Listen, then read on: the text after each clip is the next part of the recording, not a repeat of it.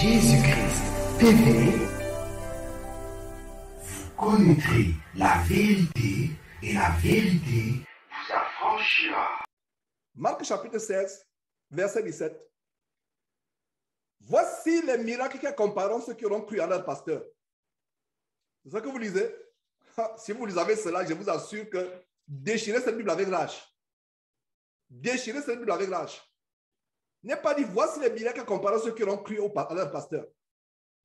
Il n'est pas dit, voici les miracles qui accompagneront ceux qui auront mis la confiance en leur pasteur. Non. Il n'est pas dit, voici les miracles qui accompagneront seulement les pasteurs. C'est ce que vous voyez? Non. Non. Il a dit, voici les miracles qui accompagneront ceux qui auront cru. 2 points. Donc, crois, ma soeur, crois, mon frère, tu vas voir les miracles. Si je venais ici pour vous énumérer les vrais miracles bibliques que Dieu opère dans ma vie, ou dans la vie de ceux avec qui je suis en contact, on ferait 10 heures de temps ici. Je n'ai pas besoin de venir publier les vidéos où nous avons opéré tel miracle au Texas. Non, je n'ai pas besoin de faire cela. C'est pour vous encourager. Je dis cela pour nous encourager que nous tous, ma soeur, tu n'es pas moindre. Et concernant les sœurs, ce n'est pas parce que Dieu a dit que tu ne peux pas enseigner la Bible que tu dois croire que tu es moindre. J'ouvre une parenthèse. Mes sœurs en Christ, vous n'êtes pas moindre. Et que personne ne vous méprise parce que vous êtes une femme. Que personne ne vous maltraite parce que vous êtes une femme. Non, vous êtes précieuse de Dieu. Mais Dieu a établi des règles. Donc ça veut dire que ma soeur, tu peux opérer des miracles. Est-ce que tu me comprends, sœur en Christ?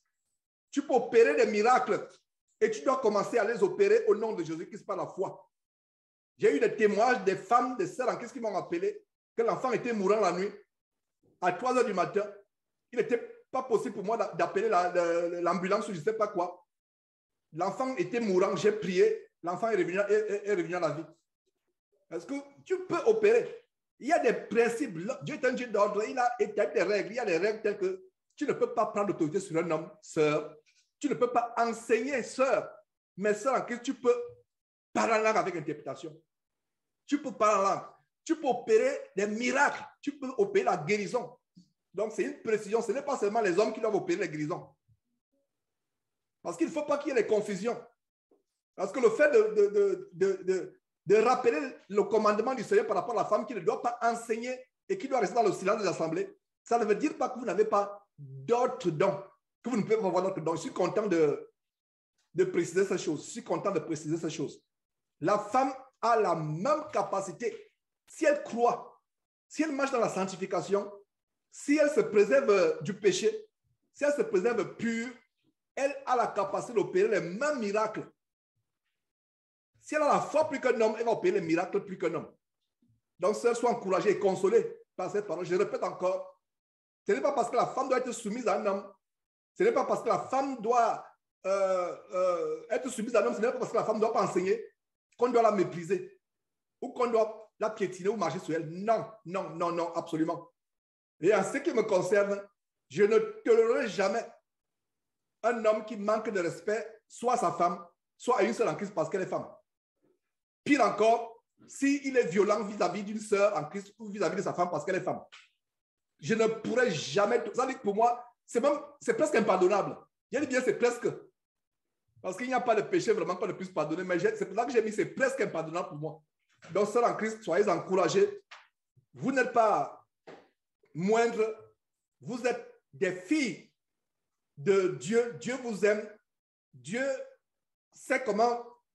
il y a un côté de faiblesse en vous par rapport aux émotions, par rapport à d'autres choses, par rapport à la capacité de séduire les gens, même involontairement, et aussi la capacité de séduire, d'être séduit facilement par le diable.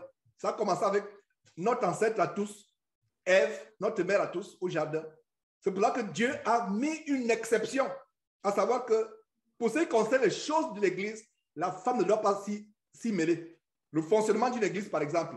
Et je reprenais d'ailleurs une sœur, et je suis content que cette sœur du côté du Canada a compris ça avec beaucoup d'amour. C'est une sœur bien aimée que j'aime beaucoup, qui a la crainte de Dieu et qui a failli être égarée.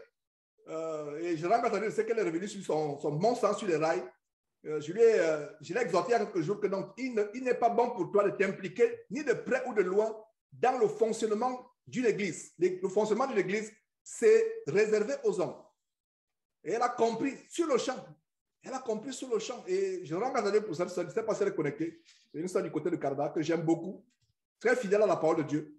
Et qui a la crainte de Dieu. Donc voilà mes frères et sœurs. Et surtout les sœurs, il fallait que j'ouvre cette parenthèse pour dire que vous n'êtes pas des moindres.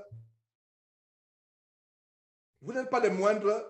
Et que Dieu vous bénisse. Que Dieu vous accorde sa grâce. Vous accorde sa grâce. Et voilà. Donc, ayant fait cette parenthèse importante, qui, je crois, réchauffe le cœur de certaines sœurs, parce que bien des fois, il y a des sœurs qui ne comprennent pas, mais vraiment, quelle est donc ma place? Non, tu as une place importante. Prie pour ce ministère, par exemple. La Bible parle, par exemple, des femmes dans la Bible qui soutenaient Jésus avec leurs moyens. Tu ne peux peut-être pas évangéliser, mais en supportant, par exemple, ce ministère ou tout autre ministère, pas seulement Jésus-Christ TV, tu contribuent à l'évangélisation indirectement. Il y a les femmes qui soutenaient. Donc, voilà un détail encore que il y a les gens qui disent non, frère, il faut seulement avoir la foi, les moyens vont tomber du ciel. Non. Vous pensez que c'est par hasard que Jésus a dit que c'est par hasard que la Bible qu'il y avait les femmes qui soutenaient Jésus de leurs moyens. Jésus avait besoin d'être soutenu par les gens. Quand il est mort, regardez, Joseph d'Arimathée a pourvu au sépulcre. Pas au sépulcre, je vais dire, oui, à la sépulture effectivement du Seigneur Jésus, Joseph d'Arimathée. Pourquoi ce nom a été précisé dans la Bible au point où, aujourd'hui, 2000 ans après, plus de 2000 ans après, on sait qui était Joseph d'Arimathée.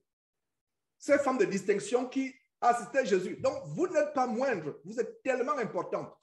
Il faut que j'insiste sur cela parce qu'au fur et à mesure que j'enseigne que la femme ne doit pas enseigner, beaucoup de frères pensent que la femme est méprisable, elle est moindre, on doit marcher sur elle, on doit la mépriser, on doit... Non. Donc, sœur, va à la prière, recherche la sanctification, veille à la manière par laquelle tu t'habilles, veille à la manière par laquelle tu te comportes, vis-à-vis de ton mari si tu es marié, vis-à-vis de tes enfants si tu as des enfants, vis-à-vis de ton entourage. La manière par laquelle une femme enseigne la parole de Dieu, ce n'est pas son comportement sans parole. Retournons à Marc chapitre 16, verset 17, après cette grande parenthèse à l'égard des femmes qui, je crois, réchauffent leur cœur et les encouragent énormément.